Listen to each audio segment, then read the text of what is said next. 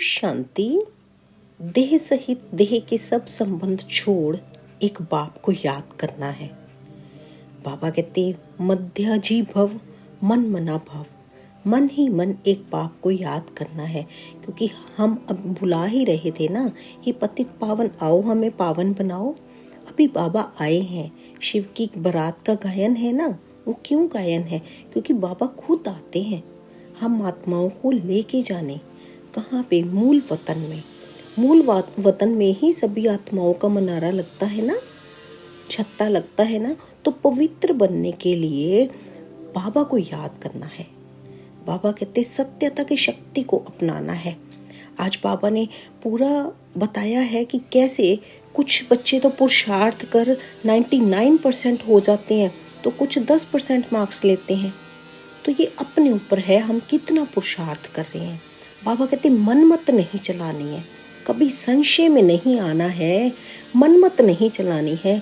हमेशा एक शिव बाबा की मत पर चलना है, श्रीमत पर चलना है। मुरली का सार है। बाबा कहते मीठे बच्चे, तुम यहाँ आए हो सर्वशक्तिवान बाप से शक्ति लेने, अर्थात दीपक में घृत, ज्ञान का घृत डालने। प्रश्न है आज की मुरली से, शिव की बारात का गायन क्यों है? उत्तर दिया बाबा ने, क्योंकि शिव बाबा जब वापस जाते हैं तो सभी आत्माओं का झुंड उनके पीछे पीछे भाग कर जाता है। मूल वतन में भी आत्माओं का मना छत्ता लग जाता है। तुम पवित्र बनने वाले बच्चे बाप के साथ साथ जाते हो, साथ के कारण ही बारात का गायन है। ओम शांति मीठे बाबा। बाबा कहते बच्चों को पहले एक ही पॉइंट समझने की है कि हम सब भाई भाई हैं। बच्चों को एक ही पॉइंट समझने की है कि हम सब भाई भाई हैं और वह सबका बाप है। उनको सर्वशक्तिवान कहा जाता है। तुम्हारे में सर्व शक्तियां थीं, तुम विश्व पर राज्य करते थे।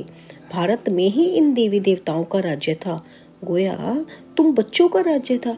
तुम पवित्र देवी देवताएं थे, तुम्हारा कुल व डायनेस्टी है। वे सब निर्विकारी थे। कौन निर्विकारी थे? आत्माएं। अब फिर तुम निर्विकारी बन रहे हो, जैसे कि सर्वशक्तिवान बाप को याद कर उनसे शक्ति ले रहे हो। बाप ने समझाया है आत्मा ही 84 का पाठ बजाती है। उनमें जो सत्तो प्रधान ताकत थी वह फिर दिन प्रतिदिन कम होती जाती है। सत्तो प्रधान से तमो प्रधान बनना है। जैसे बैटरी की ताकत कम होती जाती है तो मोटर खड़ी हो जाती है ना, बैटरी डिस्चार्ज हो जाती है। आत्मा की बैटरी फुल डिस्चार्ज नहीं होती है, कुछ न कुछ ताकत रहती है। जैसे कोई मरता है तो दीपक जलाते हैं, उसमें घृत डालते रहते हैं कि ज्योति बुझ न जाए। बैटरी की ताकत कम होती है तो फिर चार्ज करने रखते हैं।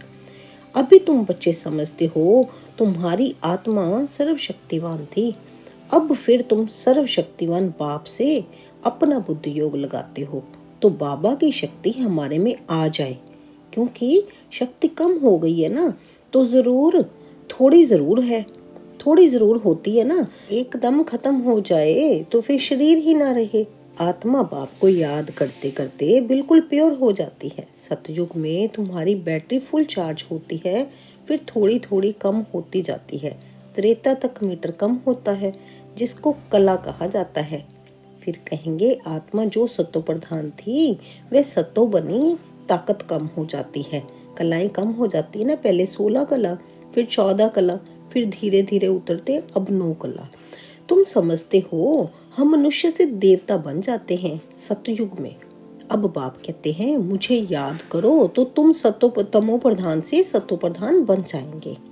बाबा कहते मुझे याद करो तो तुम तमो प्रधान से सत्तो प्रधान बन जाएंगे।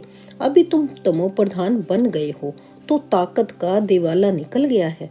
फिर बाप को याद करने से पूरी ताकत आएगी, क्योंकि तुम जानते हो देह सहित देह के जो भी संबंध है वह सब खत्म हो जाने हैं। फिर तुमको बेहद का राज्य मिलता है। बाप भी बेहद का है तो वर्षा भी बेहद का देते हैं। अभी तुम पतित हो, तुम्हारी ताकत बिल्कुल कम होती गई है।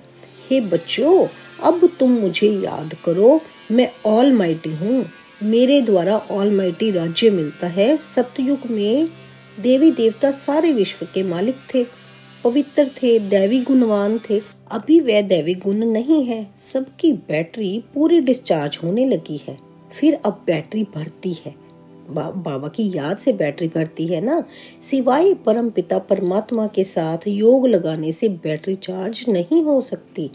एक बाप ही एवर प्योर है। यहाँ हम हैं इम्प्योर। जब प्योर रहते हैं तो बैटरी चार्ज रहती है। तो अब बाप समझाते हैं एक को ही याद करना है। ऊंचते ऊंच है भगवान, बाकी सब है रचना। रचना से रचना को कभी वर्षा नहीं मिलता। एक रचना से दूसरी रचना को कभी वर्षा नहीं मिलता। रचता ही से ही वर्षा मिलेगा ना। क्रिएटर तो एक ही है, वह है बेहद का बाप। बाकी तो सब है हद के। बेहद के बाप को याद करने से बेहद की बादशाही मिलती है। तो बच्चों को दिल अंदर समझना चाहिए, हमारे लिए बाबा नई दुनिया स्वर्ग की स्थापना कर रहे हैं।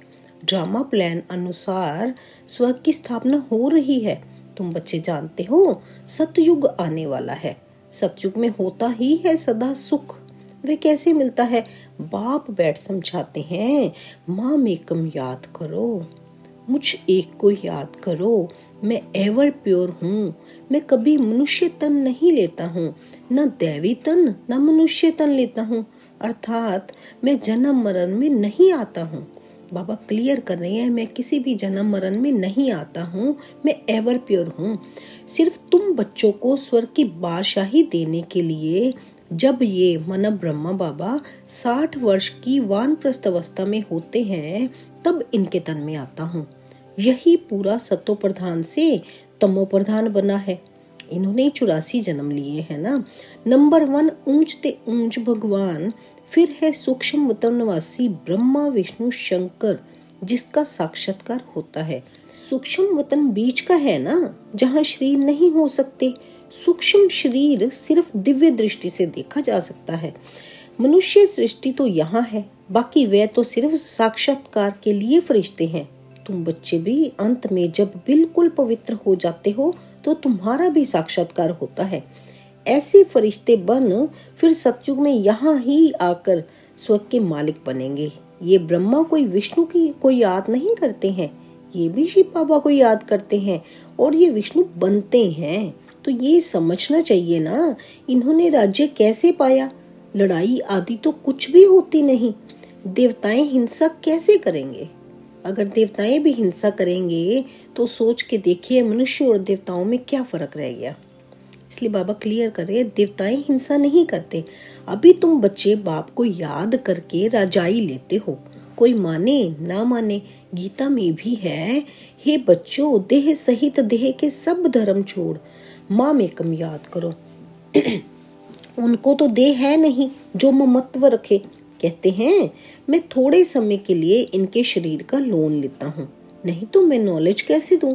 मैं बीज रूप हूँ ना। इस सारे झाड़ की नॉलेज मेरे पास है और किसको पता नहीं। सृष्टि की आयु कितनी है, कैसे इनकी स्थापना पालना विनाश होता है, मनुष्यों को तो पता होना चाहिए।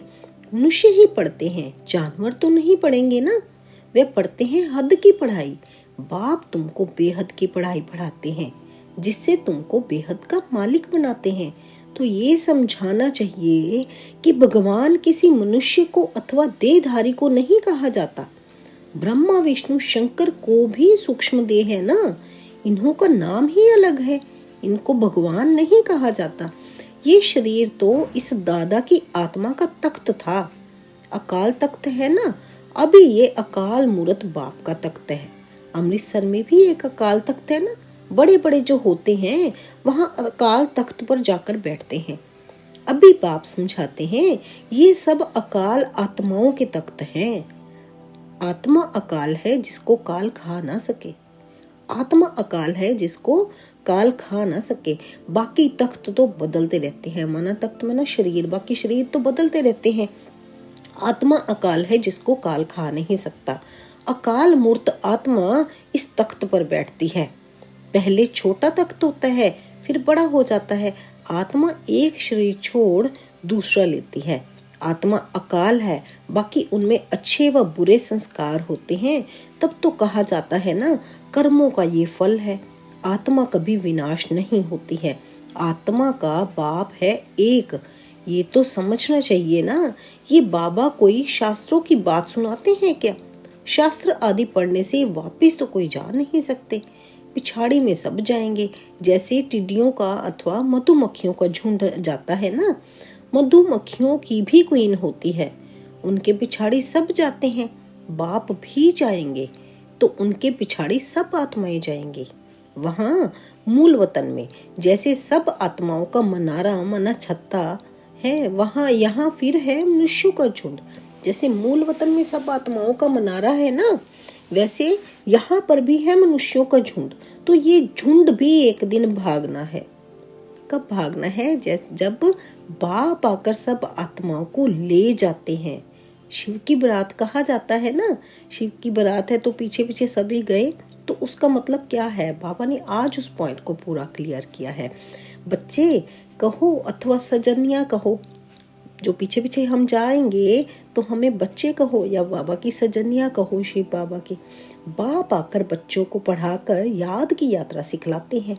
पवित्र बनने बगैर तो आत्मा जा नहीं सकती। जब पवित्र बन जाएगी तब पहले पहले शांति धाम में जाएगी। वहां जाकर सब निवास करते हैं, फिर वहां से धीरे धीरे आते रहते हैं, वृद्धि होती रहती है। तुम ही पहले पहले भागेंगे बाप के पिछाड़े। तुम्हारा बाप के साथ अथवा सजनियों का साजन के साथ योग है। राजधानी बननी है ना, सब इकट्ठे नहीं आते हैं। वहां सब आत्माओं की दुनिया है। वहां से फिर नंबरवार आते हैं। जैसे जैसे पुरुषार्थ किया होगा वैसे वैसे नंबरवार नीचे उतरते आते हैं। झाड़ धीरे धीरे वृद्धि को पाता है। पहले पहले तो है आदि सनातन देवी देवता धर्म जो बाप स्थापन करते हैं। पहले पहले हमको ब्राह्मण बनाते हैं। प्रजापिता ब्रह्मा है ना, प्रजा में भाई बहन हो जाते हैं।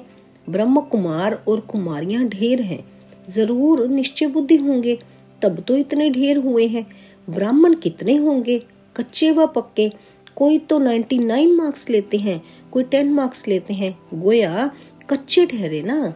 तुम्हारे में भी जो पक्के हैं वे जरूर पहले आएंगे, कच्चे वाले पिछाड़ी में आएंगे।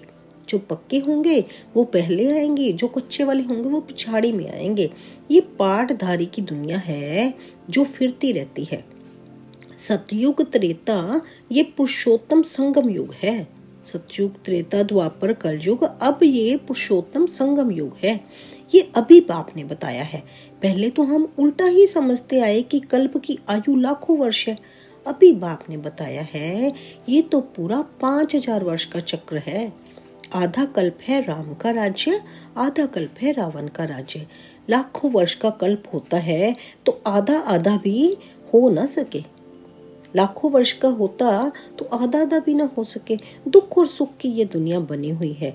ये बेहद की नॉलेज बेहद के बाप से मिलती है। शिव बाबा के शरीर का कोई नाम नहीं है। ये शरीर तो इस दादा का है। बाबा कहाँ है?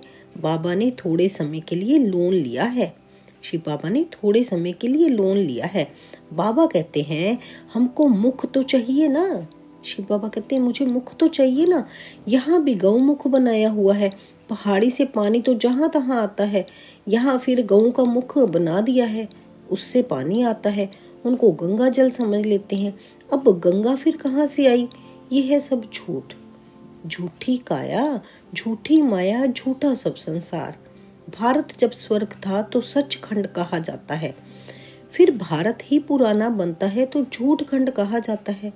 इस झूठ में जब सब पतित बन जाते हैं तब बुलाते हैं बाबा हमको पावन बनाए, इस पुरानी दुनिया से ले चलो। बाप कहते हैं मेरे सब बच्चे काम चिता पर चढ़ काले बन गए हैं। बाप बच्चों को बैठ कहते हैं तुम तो स्वर्ग के मालिक थे ना, स्मृति आई है ना। बच्चों को समझाते हैं, सारी दुनिया को नहीं समझाते। बाबा सिर्फ अपने बच्चों को समझाते हैं, सारी दुनिया को नहीं समझाते। तुमको ही समझाते हैं तो मालूम पड़े कि हमारा बाप कौन है। हमें ही बाबा समझा रहे हैं ना कि हमारा बाप कौन है। अभी बाबा ने खुद आकर अपना परिचय दिया है। तो इतना नशा होना चाहिए इस बात में कि हम वो सिकी लधे बाबा के बच्चे हैं। बाबा ने खुद हमें ढूंढा है और अपना परिचय दिया है। बाबा कहते इस दुनिया को कहा जाता है फॉरेस्ट ऑफ थॉर्न्स, कांटों का जंगल। सबसे बड़ा काम का कांटा लगाते हैं। बल यहाँ भक्त भी बहुत है, वेजिटेरियन है, परंतु ऐसे नहीं कि विकार में नहीं जाते। ऐसे तो बहुत बाल ब्रह्मचारी भी रहते हैं, छोटेपन से ही कब छीछी खाना नहीं खाते हैं। सन्यासी भी कहते हैं निर्विकारी बनो। वे हद का सन्यास मनुष्य कराते हैं। दूसरे जन्म में भी गृहस्थी पास जन्म ले फिर घर बार छोड़ चले जाते हैं। सतयुग में ये श्री कृष्ण आदि देवताएं कभी घर बार छोड़ते हैं नहीं ना, तो उन्हों का है हद का सन्यास। अभी तुम्हारा है बेहद का सन्यास। सारी दुनिया का संबंधियों आदि का बुद्धि से सन्यास करते हो। तुम्हारे लिए अब स्वर्ग की स्थापना हो रही है। बाबा कितना हमें पावन बनाकर आगे लेके जाने लगे हैं। तो बाबा कहते अब तुम्हारे लिए स्वर्ग की स्थापना हो रही है। कितनी नशे की बात है हम बच्चों के लिए। इसलिए पुरुषार्थ में जुट जाना है। तुम्हारी बुद्धि स्वर्ग तरफ हो जाएगी तो शिव बाबा को ही याद करना है। बेहद का बाप कहते हैं मुझे याद करो, मन मना भव मध्याजी भव, तो तुम देवता बन जाएंगे। मन ही मन एक बाबा को याद करना है, एक वर्षे को याद करना है कि हमें आगे क्या मिलने वाला है। स्वर्ग की बादशाही सतयुग मिलने वाला है हमें, तो इसका नशा चढ़ाओ। इससे ऐसे ही तुम देवता बन जाएंगे। मना एक बाबा को याद करने से और बाबा के साथ योग लगाने से हमें आगे ये वर्षा प्राप्त होगा। ये वही गीता का एपिसोड है, संगम युग भी है। मैं संगम पर ही सुनाता हूँ। राजयोग जरूर आगे जन्म में संगम पर सीखे होंगे। ये सृष्टि बदलती है ना, तुम पतित से पावन बन जाते हो। अब ये है पुरुषोत्तम संगम युग, जबकि हम ऐसे तमो प्रधान से सतो प्रधान बनते हैं। हर एक बात अच्छी रीति समझकर निश्चय करनी चाहिए। ये कोई मनुष्य थोड़ी कहते हैं, ये है श्रीमत, अर्थात श्रेष्ठ ते श्रेष्ठ मत भगवान की। ये है श्रेष्ठ ते श्रेष्ठ मत भगवान की, शिव बाबा की है ना। बाकी सब है मनुष्य मत। मनुष्य मत से गिरते आते हो, अब श्रीमत से तुम चढ़ते हो। आगे सीढ़ी चढ़ते हैं ना स्वर्ग की, तो बाप मनुष्य से देवता बना देते हैं। दैवी मत स्वर्गवासी की है और वह है नरकवासी मनुष्य मत। मनुष्य मत नरकवासी बनाती है ना, दैवी मत हमें स्वर्गवासी बनाती है, जिनको रावण मत कहा जाता है। जो नरकवासी मनुष्य मत है जिसको रावण मत कहा जाता है। रावण राज्य भी कोई कम नहीं है। सारी दुनिया पर रावण का राज्य है। ये बेहद की लंका है जिस पर रावण का राज्य है। फिर देवताओं का पवित्र राज्य होगा, वहां बहुत सुख होता है। स्वर्ग की कितनी महिमा है। कहते भी हैं स्वर्ग पधारा तो जरूर नरक में था ना, हेल से गया तो जरूर फिर हेल में ही आएगा ना। अगर अभी हेल से गया तो हेल में ही आएगा ना। स्वर्ग अभी कहाँ है, क्योंकि अभी तो स्वर्ग स्थापना हो रही है।